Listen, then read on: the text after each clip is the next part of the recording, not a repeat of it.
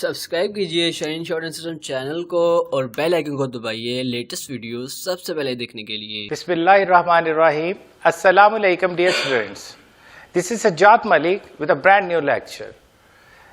I'm going to tell you about the use of there and here, a very interesting use. आप आज एक novel technique सीखने जा रहे हैं। शायद आपने देयर और हेयर का यूज़ किया हो, लेकिन इस तरह मैं गारंटी करता हूं आपने नहीं किया होगा। Let's start the use of there and here. अच्छा बेटा, अगर पार्ट्स ऑफ स्पीच में देखें तो देयर और हेयर एडवर्ब्स की कैटेगरी में आते हैं। ये एडवर्ब्स ऑफ प्लेस होते हैं, ठीक है जी। अगर देयर का लफ्जी मतलब ले तो वहां होता है, और हियर का अगर यह लफ्जी मतलब ले तो यहां होता है। राइट नो जो हम करने जा रहे हैं, ना तो हम इन्हें एज एडवर्ब्स करने जा रहे हैं, ना इसका मतलब यहां ना वहां। हम इसको एज इंट्रोडक्टरी सब्जेक्ट यानी तारफी फाइल के लिए इस्तेमाल करने जा रहे हैं। अब जो यूज होगा एडवर्ब्स के तौर पे नहीं करने जा रहे, और ना ही इसका मतलब देयर का वहां ना यहां लेंगे। ये बेसिकली आप यूं कह लें मीनिंगलेस। अब यहां पर ये मीनिंगलेस हो गया, यानी इसका ये बेमानी, कोई मतलब नहीं है, ये खामोश है। ये सिर्फ फाइल की जगह को फिल करने के लिए है। पढ़िए जरा, उर्दू में बताया ऐसे फिक्रात जिनमें कोई डायरेक्ट फाइल नहीं होता। आप फिक्रा देखते हैं तो आपको डायरेक्ट कोई सब्जेक्ट नहीं नजर आता। और पूरी इंग्लिश ग्रामर में इंपेरेटिव सेंटेंसेस के अलावा सब्जेक्ट के बगैर सेंटेंस बन नहीं सकता। ये आप इंपेरेटिव सेंटेंसेस में जब करवाया था आपको बताया था कि इनफैक्ट सब्जेक्ट उसमें भी होता है यू, चूंकि फर्स्ट पर्सन है वहां सेकंड पर्सन से कुछ कहना है। तो उस जो चीज इंग्लिश का एक रूल है, जो चीज अंडरस्टूड हो जाए इंग्लिश उसे ओमिट कर देती है, खारिज कर देती है। इसलिए वहां पर यू जो कि अंडरस्टूड यही आना है, इसलिए वो खारिज हो गया और first form of verb present form of verb से इंपेरेटिव सेंटेंसेस शुरू होते हैं। अब इधर आते हैं हम, उनके अलावा जो फिक्रात है वो सब्जेक्ट के बगैर नहीं होंगे। तो ऐसे फिक्रा जिनमें कोई डायरेक्ट फाइल नहीं होता, तो फिर क्या करते हैं, ऐसे फिक्रों में फाइल की खाली जगह को भरने के लिए किसी ऐसे लफ्ज की जरूरत होती है जो अपना कोई मतलब ना दे, जो अपना कोई मतलब ना दे, महज फाइल की जगह पर आ जाए। बस जो फाइल की खाली जगह है वो बेमानी होके वहां पर बैठ जाए। यानी ये बेसिकली डायरेक्ट सब्जेक्ट की नुमाइंदगी करता है वहां पे। ऐसे लफ्ज को तारफी फाइल कहते हैं। ये नहीं कि देर ही या ये नहीं सिर्फ तारफी फाइल है। इट का जब मैं यूज इम्पर्सनल प्रोनाउन का इंशाल्लाह वेरी सून वो भी करवा रहा हूं, तो वो भी कई जगहों पर इंट्रोडक्टरी सब्जेक्ट के तौर पे आता है, लेकिन बड़ा इंट्रोडक्टरी सब्जेक्ट वो देर ही है। तो दोबारा देख ले, ऐसे फिक्रा जिनमें कोई डायरेक्ट सब्जेक्ट नहीं होता, तो सब्जेक्ट के बगैर सेंटेंस बन नहीं सकता। तो फिर उस खाली जगह को फिल करने के लिए जो हम लफ्ज वहां पे लगाते हैं यानी देर लगाते हैं, उसको तारफी फाइल कहते हैं। वहां पर वो अपना कोई मतलब नहीं देता, सिर्फ फाइल की खाली जगह को फिल करता है। एक बहुत बड़ा रूल, ऐसे फिक्रों की सबसे बड़ी पहचान ये होती है। अब ये होता है ना कि एक सवाल उठता है, सर हमें कैसे पता चलेगा यहां देर लगाना है। बेटा, ऐसे फिक्रों की सबसे बड़ी पहचान ये होती है कि ये मफूल से शुरू होते हैं। ये फिक्रे शुरू मफूल से होते हैं, और मफूल कभी किसी फिक्रे का फाइल नहीं बन सकता। ये तो तय है ना, मफूल ने तो मफूल ही रहना है। तो फिर क्या होता है, इस वजह से हमें फाइल की जगह यानी फाइल की जो खाली जगह है पर तारफी फाइल लगाना पड़ता है। मसलन देखते हैं जी, अब देर के यूज के ऊपर हम आते हैं। तो कैसे हमने लगाया, कमरे में 10 तलबा है। बेटा जरा गौर से इस सेंटेंस को समझ लो, सारा कुछ क्लियर हो गया। अच्छा, ये तीनों ज़मानों में होता है, प्रेजेंट में भी, पास्ट में भी, फ्यूचर में भी, और ये इसके अंदर कोई हेल्पिंग वर्ब नहीं, linking verb. Is, am, are, was, were, will be, shall be जो आएंगे वो एज लिंकिंग वर्ब आएंगे, ना के हेल्पिंग वर्ब। ये बात आपने अपने जहन में अच्छी तरह से बैठा के रखनी है। कमरे में 10 तुलबा है, कमरे में 10 तुलबा है। तुलबा कहाँ है बेटा? ये 10 तुलबा, ये तो हो गया सब्जेक्ट, तो है कहां पर? कमरे में। तो कमरा क्या है? ये तो ऑब्जेक्ट है बेटा। कमरा क्या है? ये तो मफूल है। तो अब हम यहां से तो नहीं शुरू कर सकते सेंटेंस।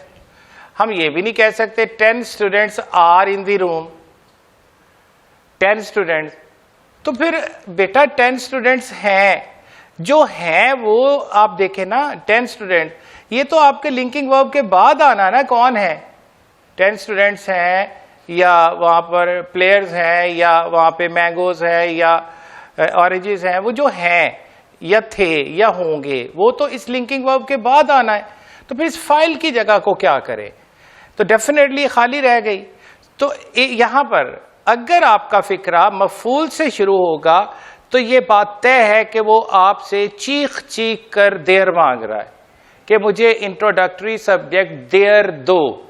अब आपने जमाना देखना है, अगर प्रेजेंट है तो उसमें linking verb is, am, are according to the subject, लेकिन सब्जेक्ट चूंकि देर होता है, अगर वो सिंगुलर है तो इज आ जाएगा, प्लूरल है तो आर आ जाएगा। इसी तरह अगर वो पास्ट में है तो वॉज वर, अगर फ्यूचर में है तो शैल बी, विल बी का यूज हो जाएगा। अब ये देखें, कमरे में 10 तलबा है, तो देयर आर 10 स्टूडेंट्स। इनफैक्ट ये देयर इस सब्जेक्ट को रिफर कर रहा है, अपना कोई मतलब नहीं दे रहा। देयर आर 10 स्टूडेंट्स कहाँ है? इन द रूम। ये ऑब्जेक्ट है, ऑब्जेक्ट को ऑब्जेक्ट की जगह पर ही आना चाहिए ना यार, गौर करें ना। There are 10 students in the room. मैदान में बहुत से खिलाड़ी ना थे। ये फिर देखो, ये मफूल, सेंटेंस आपका मफूल से शुरू हुआ।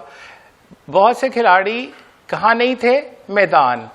तो मैदान जब ऑब्जेक्ट आया तो आपसे देर मांग लिया, ये पास्ट है, प्लूरल है, तो आप लगाएंगे there were not many players in the ground. There were not many players in the ground. Next example के ऊपर आइए बेटा, वहां बाग में बहुत से संतरे के दरख्त हैं, प्रेजेंट। अब बाग बेटा ये देखें, ये आपका ऑब्जेक्ट है, बाग जो है आपका ऑब्जेक्ट है, संतरे के दरख्त कहाँ है? बाग में है। तो फिर हमें देर की जरूरत पड़ गई। There are many orange trees in the garden. अब इस वहां का क्या करें? अब ये आमतौर पर कंफ्यूजन हो जाती है, तो बच्चा समझता है ये जो देर दिया हुआ ये वहां के लिए ही है। बेटा कितनी जगह पर आपको बताया है कि ये मीनिंगलेस होता है, ये बेमानी होता है, ये अपना कोई मतलब नहीं देता। तो अगर इसका मतलब बना लिया, ये तो इंट्रोडक्टरी सब्जेक्ट रहेगा ही नहीं, तो फिर इसका तो मतलब फौत हो गया। तो अब क्या होगा? फिर ऐसी सूरत में अगर वहां उसने अलहदा से पूछ लिया तो ये एडवर्ब है, आपको एडवर्ब अलग से देना पड़ेगा। कुछ यूं, there are many orange trees in the garden there. अब ये जो देयर है ये एडवर्ब के तौर पर, एडवर्ब ऑफ प्लेस के तौर पे आया है। क्लियर बेटा? अलमारी में बहुत सी नायाब किताबें हैं। अब अलमारी ऑब्जेक्ट आपका, so there are many unique या रेयर, बहुत कम पाई जाने वाली, देयर आर मैनी यूनिक या rare books in the cupboard, in the cupboard. यहां पर एक फ्यूचर का मैंने सेंटेंस लिया, वहां घर में कुछ मेहमान होंगे, फिर दोबारा एडवर्ब अलग से दे दिया, यानी घर में बहुत कुछ मेहमान होंगे, तो फिर तो हमारे लिए सीधा देर के साथ।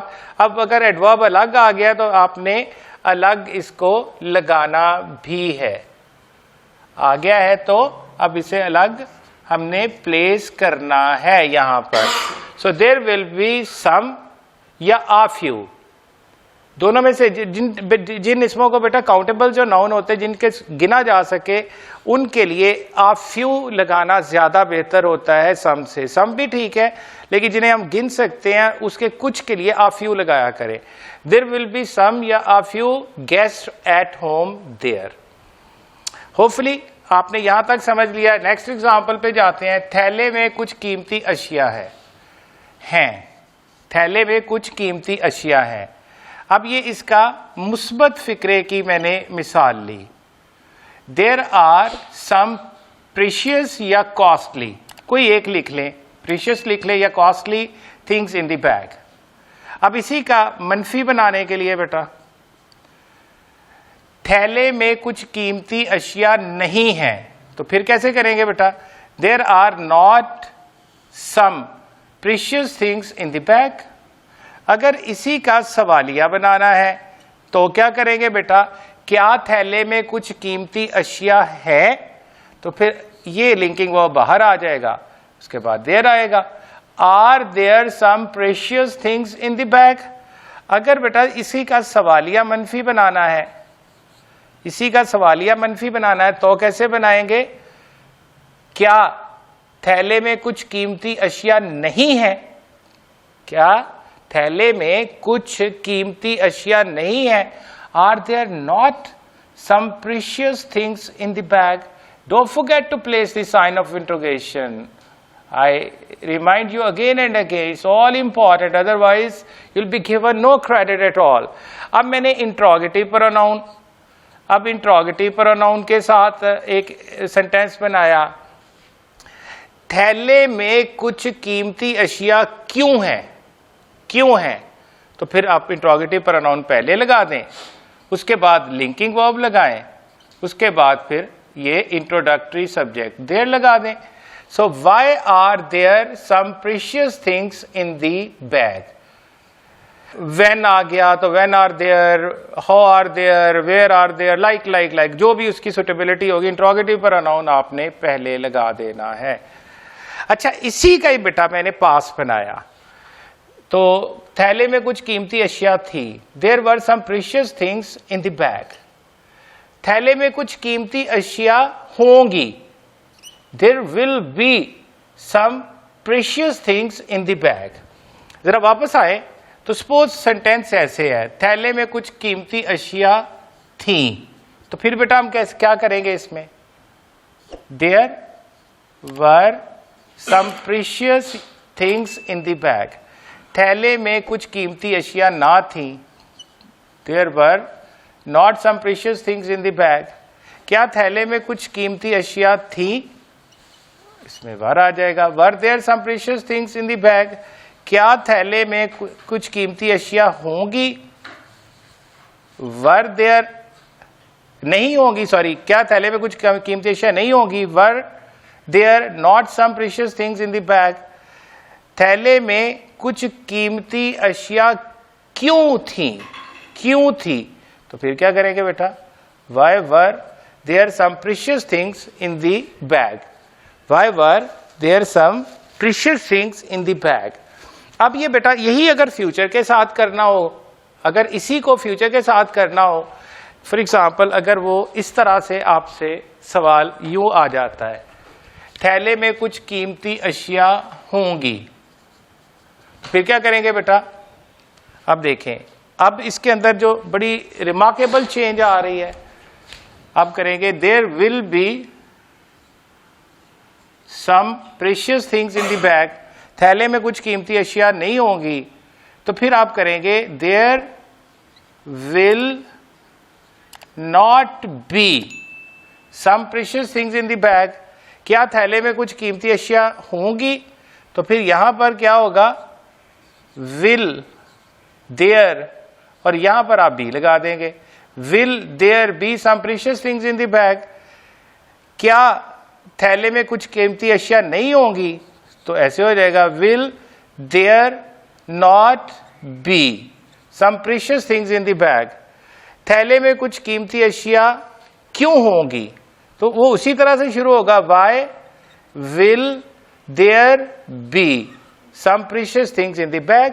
ये बेटा होपफुली आपने तीनों जमानों में इसको अच्छी तरह से समझ लिया होगा। अब मैं हियर का यूज यहां पे करवाता हूं। देखिए बेटा, आपने किससे किताब ली, अब आप उसे वापस करने जा रहे हो। आपका जो अंदाज कहने का, या तो आप ऐसे कहोगे ये लो अपनी किताब, या आप उसे कहेंगे ये रही आपकी किताब, या आप उसे कहेंगे ये लीजिए अपनी किताब, या आप उसे कहेंगे ये है आपकी किताब। लाइक जो पॉसिबल वेज है मैंने इसको डिस्कस कर दिया कि किसी भी तरह से अंदाज में पूछा हो तो जवाब यही इसका बनेगा। इसकी ट्रांसलेशन यूं होगी, here is your book, here is your book, here is your book. ये रही वो किताब जिसकी आपको जरूरत थी। हियर इज दैट बुक, वो किताब, here is that book which you needed, ये भी कर सकते हैं, या which you were in need, ये दोनों तरह से बेटा ठीक हो सकता है। ये लो अपनी तस्वीर, हियर इज योर पिक्चर, और you may call it photograph. ये लो वो लिबास जो आप खरीदना चाहोगी, अब मुस्तकबिल में चला गया। Here is that dress which you will like to buy, जो आप खरीदना चाहोगी। ये रही वो पेंसिल जिसकी आपको तलाश थी। Here is that pencil which you were in search, which you were in search. यहां पर बेटा आप उम्मीद है कि देयर एंड हेयर का जो उसकी डीप फिलॉसफी है कि हमने इसको एडवर्ब्स के तौर पे नहीं लिया, ना इसका मतलब वहाँ ना यहाँ, बल्कि एज इंट्रोडक्टरी सब्जेक्ट लिया। और तारफी फ़ाइल वो होता है जहाँ पर डायरेक्ट सब्जेक्ट नहीं आता। आप इसका अच्छी तरह फ़लसफ़ा समझ गए। और पहचान ख़ास तौर पे ऐसे फ़िक्रे जो मफ़ूल से शुरू होते हैं और वो आपसे फिर चीख चीख के कह रहे होते हैं कि हमें पहचान बताओ। पहचान ये है कि अगर आपका सेंटेंस मफूल से, ऑब्जेक्ट से शुरू हुआ तो ये बात तय है कि वो आपसे देयर मांग रहा है। इसमें कोई रॉकेट साइंस इन्वॉल्व नहीं है, सिंपल सी बात है। आपने सेंटेंस देखना है, अगर वो मफूल से शुरू हो रहा है तो ये तय कर ले कि वहाँ पे देयर लगना है। फिर मैंने तीनों ज़मानों में उसकी प्रैक्टिसेस करवाई, फिर हियर का यूज़ आपको करवाया। इवन देन मैंने अपनी पूरी कोशिश की मल्टीपल एग्जाम्पल्स के साथ। फिर भी कोई अगर आपकी इंक्विजिटिवनेस है, आपके अंदर कोई तजस्सुस है, तो आप अपने कमेंट्स में भी पूछ सकते हैं। और you may ask your class teacher to contact me to solve your problem, and इंशाल्लाह I will be there with you. मिलते हैं किसी नेक्स्ट लेक्चर में, तब तक के लिए अल्लाह हाफिज़।